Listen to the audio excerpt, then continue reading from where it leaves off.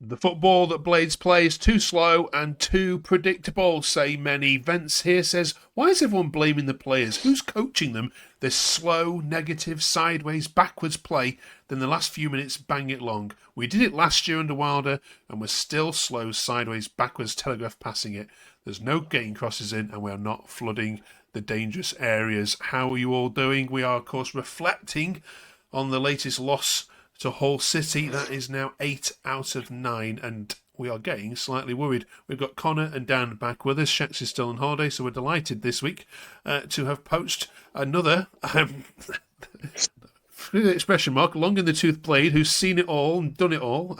Thanks for joining us. What are your thoughts on what on earth is going on with this club this season? Me?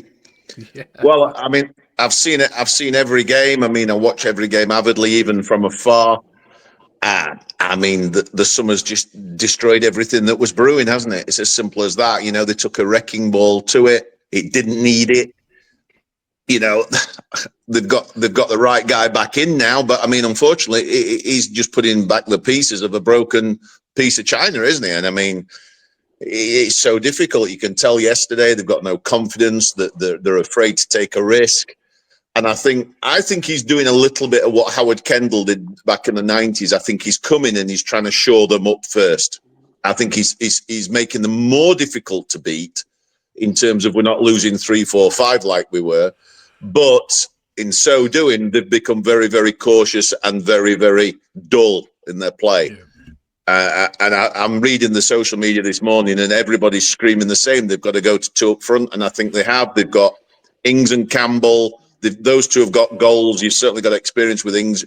And for me, you've got to go back to that old 3-5-2 he used to play and try and sub in players like, say, a Hamer for a Duffy or an Ings for a Sharp, and try and reconstruct that formation, because at least then we used to dominate teams and we had chances to score. Yeah. Cheers, Mark. Coming up this week, then, we are, of course, talking about are we too slow and predictable? Many people are saying we are going down. I can't believe that for a second. We'll get our panel's view on that. We'll talk about refereeing standards as well, what's going on, because there's some very dodgy decisions in both these games this week. And we're carrying on with our Sheffield United A to Z as well. Last week we did A. This week we're asking who or what represents B in the history of Sheffield United. Of course, there is only one suggestion, which is on other fans' lips when we've asked that, and what we would do for this guy running down the wing at this moment in time, our star man, of course. Right, Connor. Goodness me. First of all, let's talk about the penalty, shall we? Why is Ings not taking that? I don't think you can really complain, to be honest. Any other time, any situation, if Burrows was on pitch, Burrows takes penalty. I myself thought get Ings, but you saw no complaint from Ings. Everyone knew what it was. It weren't arguing. It weren't like what you saw like with Chelsea players when they were fighting up ball, that sort of thing. They knew who it were, and they've obviously spoke about it in training as well. He's never missed a penalty for us before. Their goalie's never saved one before. And it's just this season we're just out of luck. You know what I mean? Last season, that aim shot would have probably gone in off post. Their shot had deflected wide rather than going in. But it's just them fine margins. They just seem to have gone from us this season. I was surprised we even got a penalty in first place, and then to see him step up, I were really hoping it'd bury it away. You know, players low on confidence. Sometimes a penalty is good to get them that goal and get the confidence back up a bit, but nothing just seems to be falling for us at minute, and that's just a prime example. Yeah, and of course, add that onto the Southampton game down midweek. You've got people like Jack here saying, look, there's too many passengers, there's not enough characters, too many with zero confidence. We are playing boring, passive, uninspiring football. And then that decision to take a out-of-form left-back, take a big penalty like an absolute stinker. And where do you stand, Dan, on this label of you are just doing this boring, sideways passing, very slow, easy to defend against football? Do you agree? Yeah, I think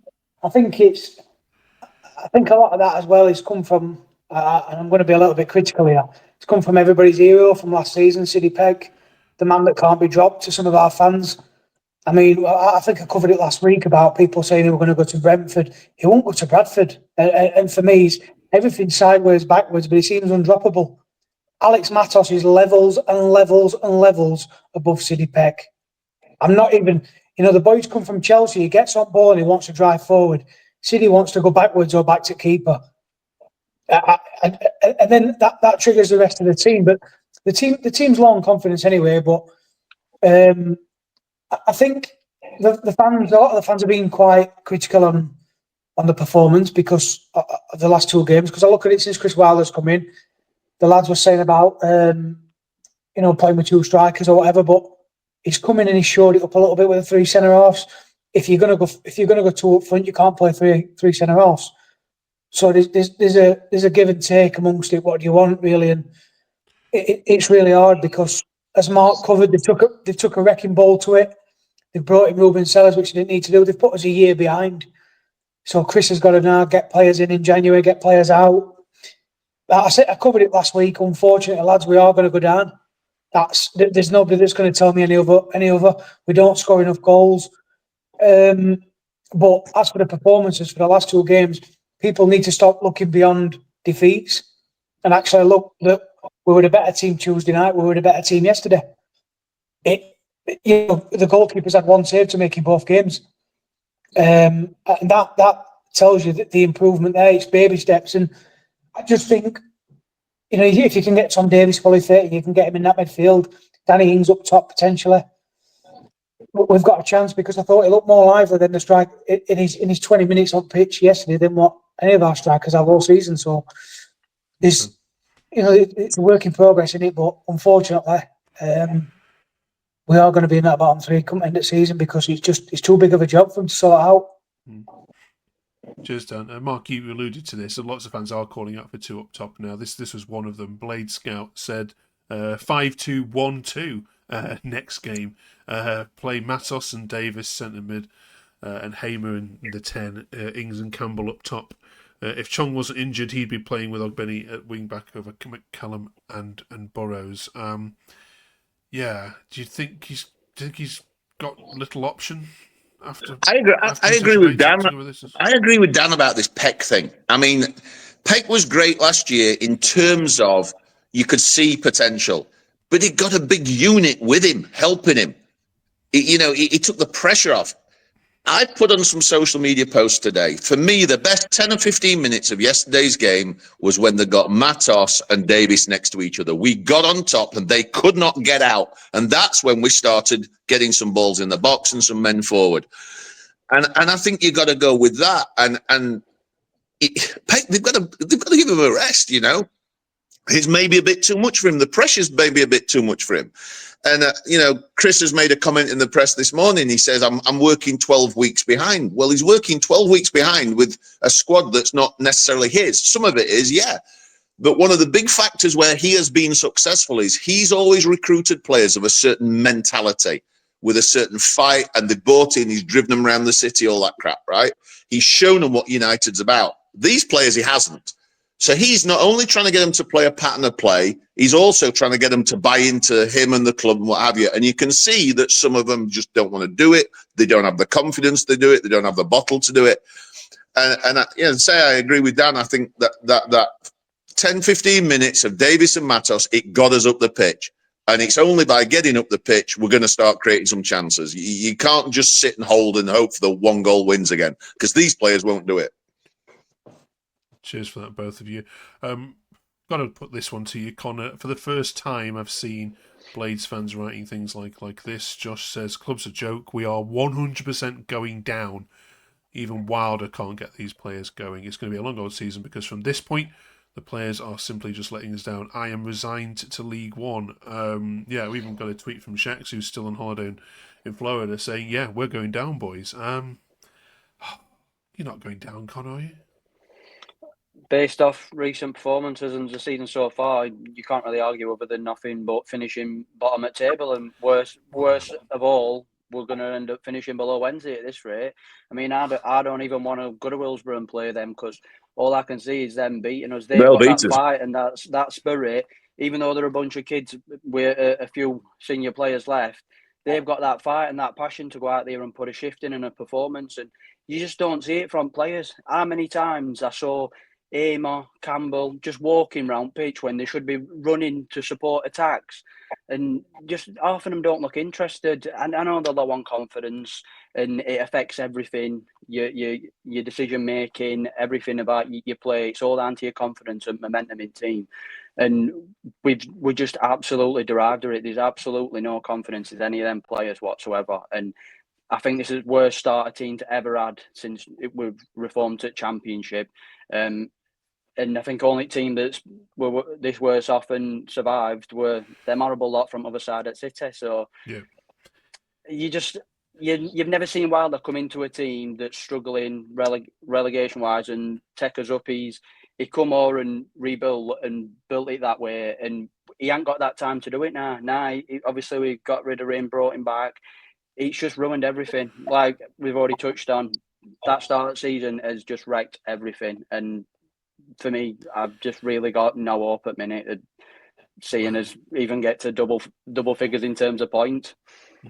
I mean, Dan, you've touched on this before as well. Is it a case of him just keeping you in touch until January, just making sure you're not cut adrift, and then spending some money to sort out this problem?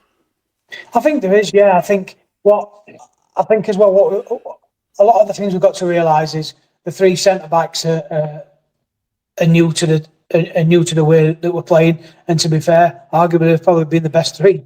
Benny, people's got to look at that. He's not at Saki's level, but again, as Wilder spoke about in the press, he's looked at him before when he was at Rotherham, when he was living at Kelham Island. So I think a lot of the players that have come in are his targets, but there'd have been other players coming in as well. And for a start, I think we've got too many. We've got too many players, but there's one or two players, maybe more players that aren't just going that extra level for him. And maybe hopefully these next couple of weeks, I think he touched yesterday that we've only got 4 or 5 boys not here. So we'll have to see what we get out of them against Watford. But the most frustrating thing is the division's not very good this year in terms of the team. No one's going to run away with it. It's results for us every week, and every week we don't get a result. It's a result that's gone. But for me, the way I look at it, the way I look at football from Sellers is we've come in and every game we've lost by 1 goal. Under him, we were thumped and pretty much every week. But if he keeps us in touch, gets to January, I do believe he'll get players in to make us, to improve the second part. But at the moment, I just can't see I think the performances will get better. And if the performances get better, which they are doing, the results will inevitably come. But I think it's just them little bits of luck. We should have 2 penalties yesterday. Foul on Campbell, where he stood on his foot in the box, and Burrows is not on pitch to take that one, is he? And it's an all different story then. But like you said, Mark, if we can hang in there, and then if we're still hanging in there by January, I think we will stay up. But I just can't see us accumulating enough points. I really can't. Mark, it'll go down. I think yes, I do. But I think there's 2 main things, or there's only 2 bits of hope we've got.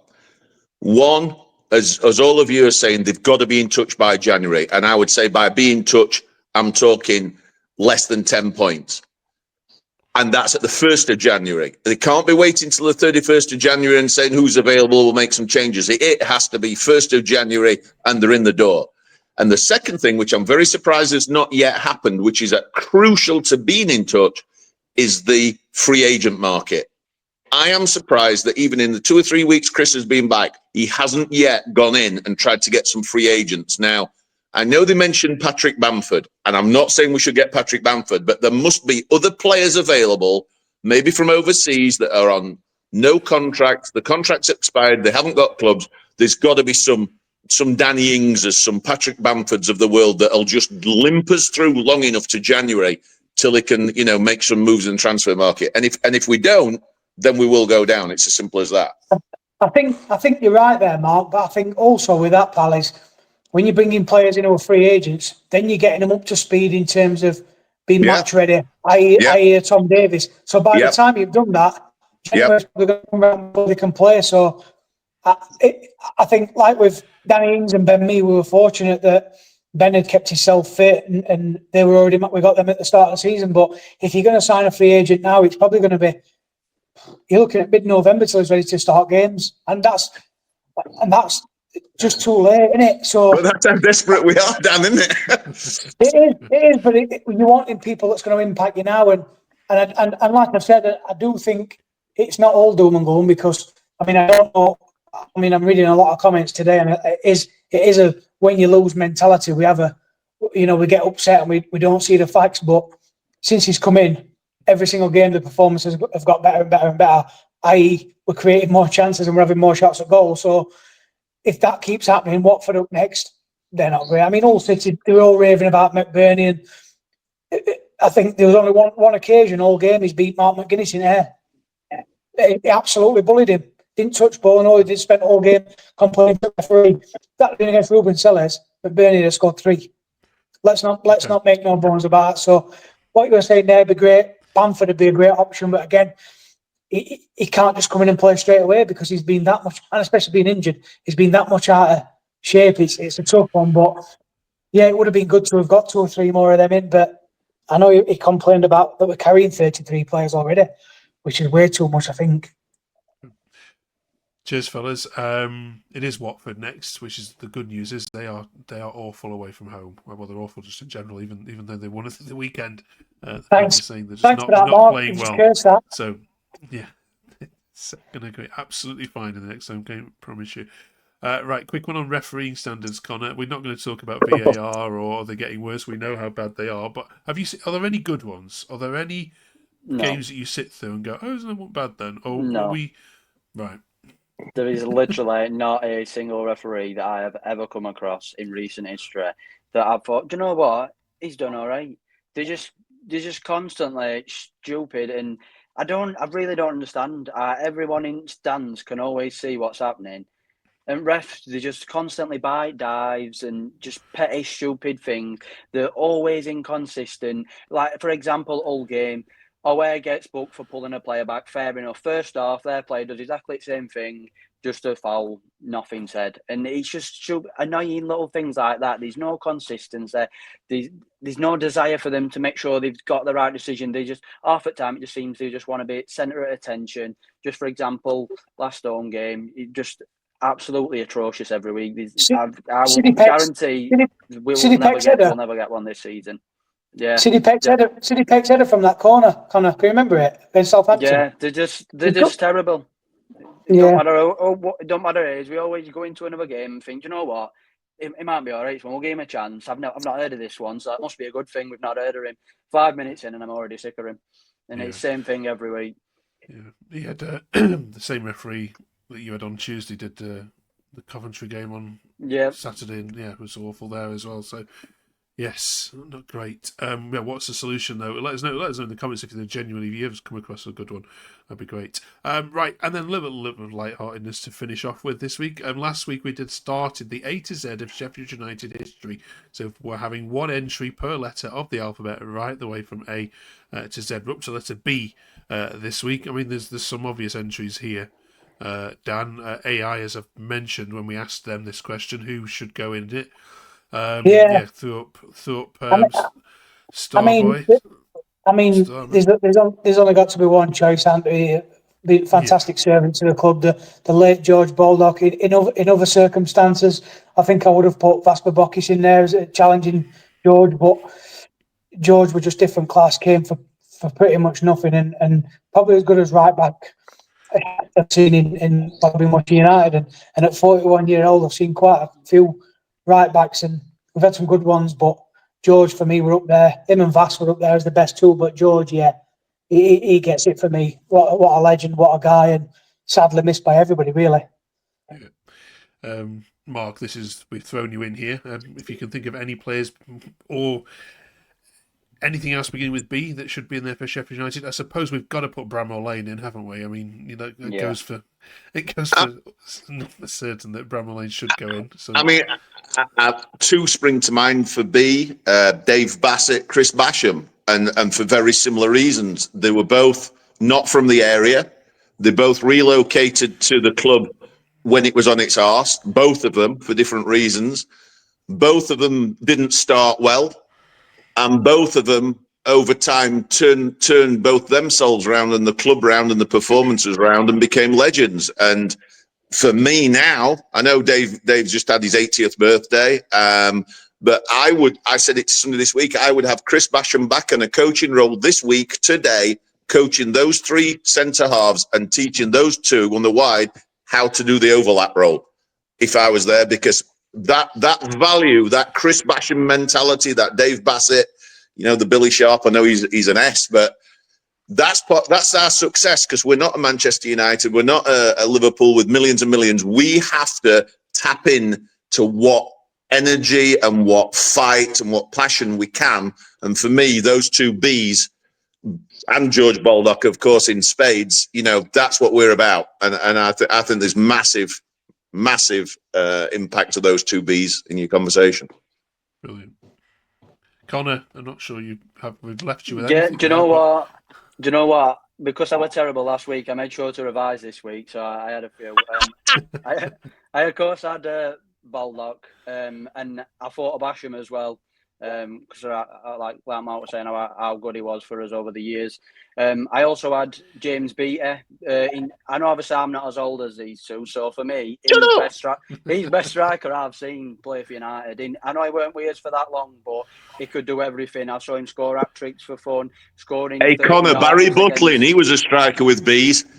Len Badger. I can't say I've heard of him. Cannot say I've No, heard the Barry Butlin, bloody hell.